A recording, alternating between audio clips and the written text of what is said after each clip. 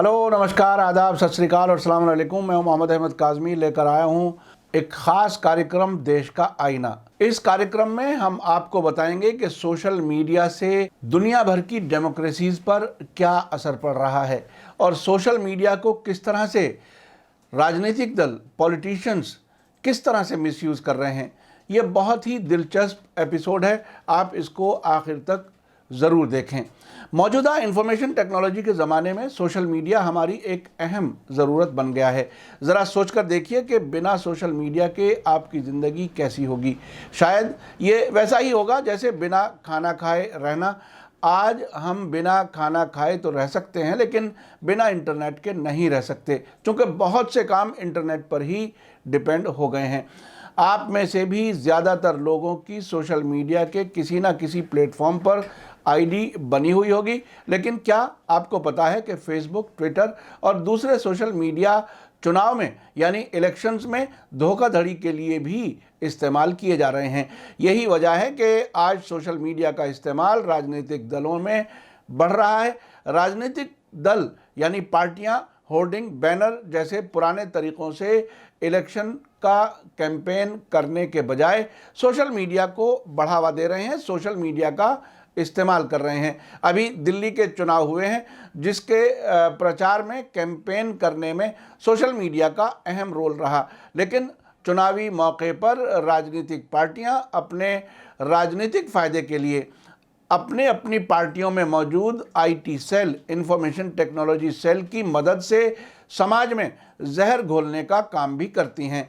ये पार्टियों की आईटी सेल अलग अलग राजनीतिक पार्टियां बनाए हुए हैं और इंफॉर्मेशन टेक्नोलॉजी ये सेल उनके पास होती है। इसमें बहुत से लोग हैं, आपने अब तक बहुत सी कई वीडियो देखी होंगी कि बीजेपी ने किस तरह से आईटी सेल में कुछ नौजवानों को दिन रात लगाया हुआ है और इलेक्शन कैंपेन में उनका बहुत बड़ा रोल होता है। हालांकि अब सोशल मीडिया में काउंटर सोशल मीडिया भी डेवलप हो गया है और अब शायद जिस तरह से 2014 में बीजेपी ने अपनी आईटी सेल के ज़रिए फ़ायदा उठाने की कोशिश की थी, या 2019 में, वो अब दिल्ली के इलेक्शन में उस तरह से इस्तेमाल नहीं कर पाए।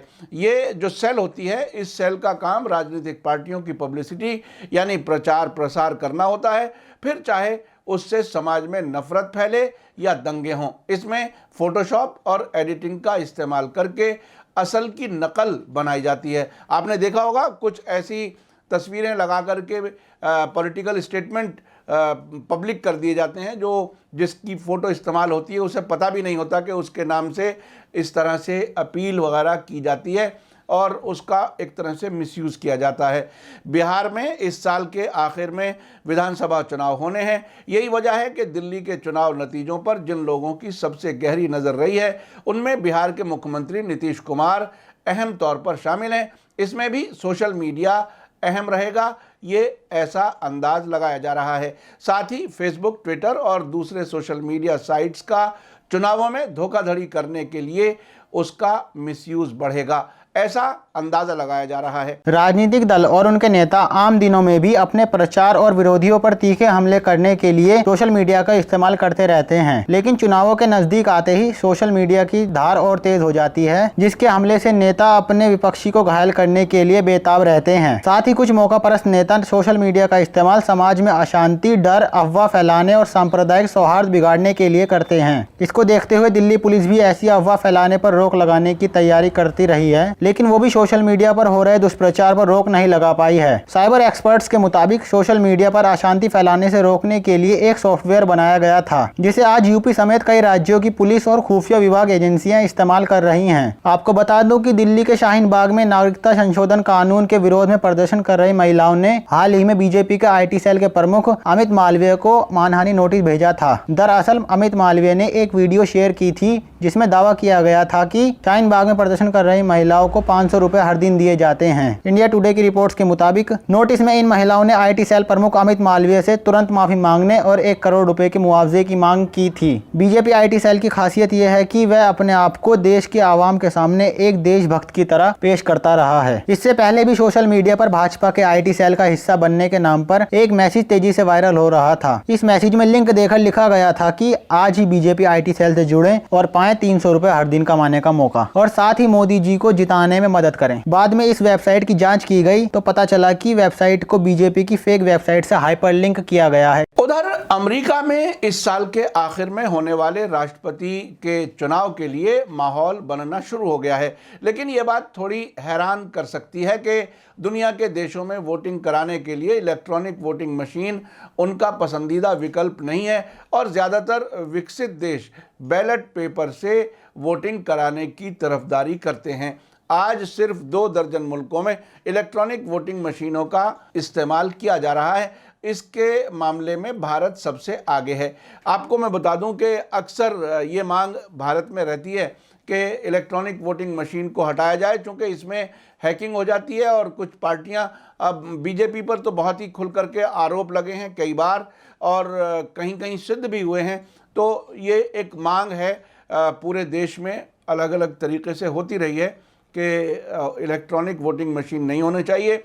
जिस वक्त कांग्रेस की यूपीए सरकार केंद्र में थी उस वक्त बीजेपी भी इसको अपोज करती थी, लेकिन अब बीजेपी का कहना और उसके इलेक्शन कमिश्नर का कहना यह है कि इलेक्ट्रॉनिक वोटिंग मशीन को नहीं हटाया जा सकता। अमेरिका में 241 साल पुराना लोकतंत्र है, लेकिन वहां अब तक कोई एक समान वोटिंग सिस्टम नहीं है। यहां कई राज्य बैलेट पेपर्स का इस्तेमाल करते हैं और कुछ ईवीएम से चुनाव कराते हैं। मुझे याद है कि तकरीबन 65% से ज़्यादा जगहों पर बैलेट पेपर का ही इस्तेमाल किया जाता है अमेरिका में। अमेरिकी राष्ट्रपति डोनाल्ड ट्रंप जब चुनाव जीते थे 2016 में और जनवरी 2017 में उन्होंने ओथ लिया था, तब अमेरिका के सामने एक अलग तरह की चुनौती सामने आई थी, जहां इस तरह के इल्ज़ाम लगाए जा रहे थे कि ट्रंप के चुनाव में इनडायरेक्ट तरीके से रूस का हाथ था, जिसमें वोटर्स को लुभाने के लिए कई तरह की साइबर हैकिंग की गई थी, लेकिन उस हैकिंग के सबूत नहीं मिल पाए थे। साइबर हैकिंग में एक व्यक्ति किसी दूसरे की जानकारी बिना उसकी इजाज़त के चोरी करके उस व्यक्ति के निजी जानकारियां, पासवर्ड जैसी चीज़ों को हैक कर लेता है।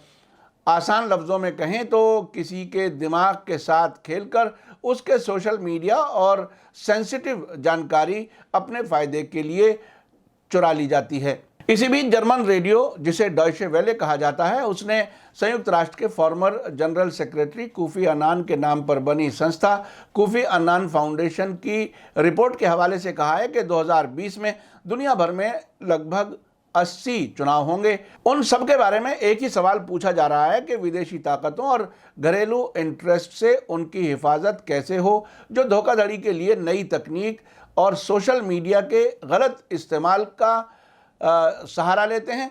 फाउंडेशन ने मौजूदा डिजिटल युग में लोकतांत्रिक चुनावों से जुड़े इन्हीं अहम सवालों का जवाब देने की कोशिश की है। कोफी अन्नान फाउंडेशन की रिपोर्ट जर्मनी के म्यूनिख शहर के सुरक्षा सम्मेलन में जारी की गई थी। रिपोर्ट में खासकर दुनिया के दक्षिणी हिस्से पर ध्यान दिया गया है, जहां अफ्रीका में अक्सर चुनावी नतीजे खूनी जंग में बदल जाते हैं। इस रिपोर्ट में बताया गया है कि इन मुल्कों में मॉनिटरिंग सिस्टम और स्वतंत्र संस्थानों की कमी है। यही वजह है कि वहाँ ऐसी धांधलियां हो जाती हैं जिसका पता भी न चल सके। रिपोर्ट का कहना है कि आने वाले दिनों में दक्षिण में मौजूद मुल्कों के चुनावों में इंटरनेट पर फेक न्यूज, विदेशी हस्तक्षेप, घरेलू धोखाधड़ी की वारदात आम हो सकती हैं। जर्मन रेडियो डॉयचे वेले के मुताबिक इस रिपोर्ट को पेश करने के दौरान एस्टोनिया के पूर्व राष्ट्रपति टॉमस हेंड्रिक ईव्स भी मौजूद थे। गौरतलब है कि 2007 में एस्टोनिया पर एक बड़ा हैकिंग हमला हुआ था, जिसने इस मुल्क को अस्त व्यस्त कर रख दिया था। इन हैकिंग हमलों का शिकार एस्टोनिया की संसद, राष्ट्रपति का दफ्तर, विभिन्न मंत्रालय, बैंक और मीडिया हाउस हुए थे। 2009 में रूसी सरकार के युवा संगठन यानी यूथ संगठन नाशी के एक अधिकारी ने हमलों के पीछे होने की जिम्मेदारी ली थी। इसके बाद ईव्स ने data analysis company Cambridge Analytica को आड़े हाथों लिया, क्योंकि इस कंपनी ने 2016 में ब्रेक्जिट पर हुए जनमत संग्रह में लोगों का डाटा चोरी किया था।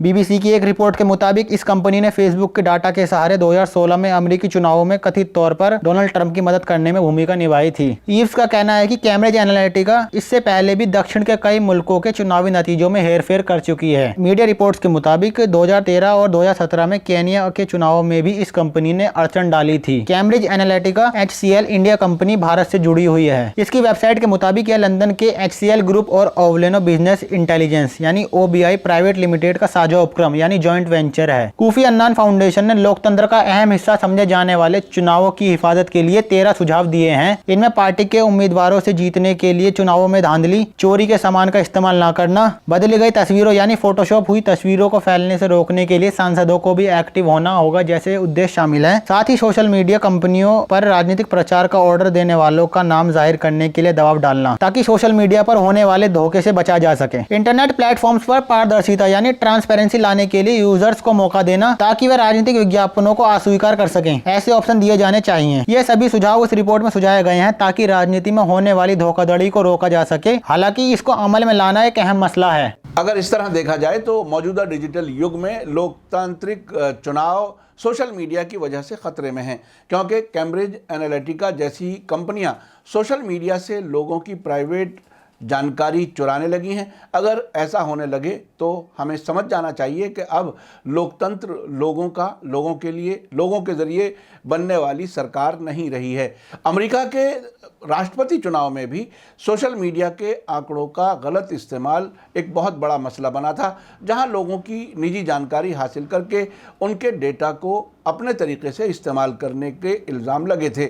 इधर भारत में भारतीय जनता पार्टी का आईटी सेल अपनी पार्टी का प्रचार करने के लिए समाज में कुछ भी करने को तैयार है। आपको याद होगा ऐसी कई वीडियो सामने आई हैं जो बीजेपी के आईटी सेल में काम करने वाले नौजवानों ने बनाई हैं और उसमें बताया है कि वो ख़बरों को गलत तरीके से पब्लिक किया जाता है, उसमें चाहे झगड़े फसाद हों और सांप्रदायिक दंगे भी हुए हैं इस तरह के आईटी सेल की हरकतों से। कई बार ऐसा भी आपने देखा होगा कि कुछ लोगों के फ़ोटो इस्तेमाल करके उसके नीचे उसकी मर्ज़ी के ख़िलाफ़ स्टेटमेंट जारी कर दिया जाता है या अपील कर दी जाती है वोट देने के लिए, वो भी इसी आईटी सेल का कमाल रहा है।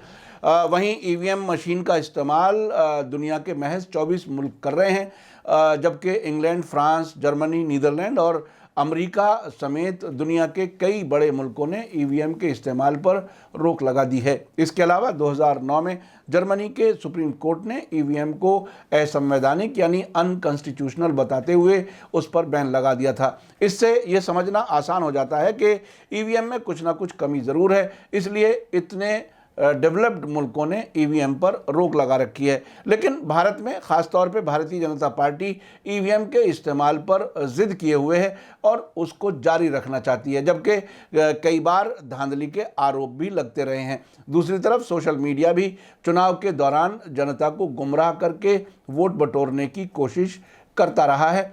आखिर कब तक सोशल मीडिया का मिसयूज़ किया जाता रहेगा? इसके अलावा सरकार को सोशल मीडिया एप्लीकेशन और मीडिया प्लेटफॉर्म के लिए भी नई गाइडलाइंस लाने की ज़रूरत है। सरकार की पुरानी गाइडलाइंस 2011 की हैं, लेकिन वक्त के साथ साथ तकनीकी तरक्की होने की वजह से 2011 और 2019 में ज़मीन आसमान का फ़र्क आ गया है। मेरा कार्यक्रम कैसा लगा आप कमेंट्स में ज़रूर लिखें। इसी के साथ मुझे दीजिए इजाज़त। थैंक यू, धन्यवाद, शुक्रिया। जय भारत, जय हिंद।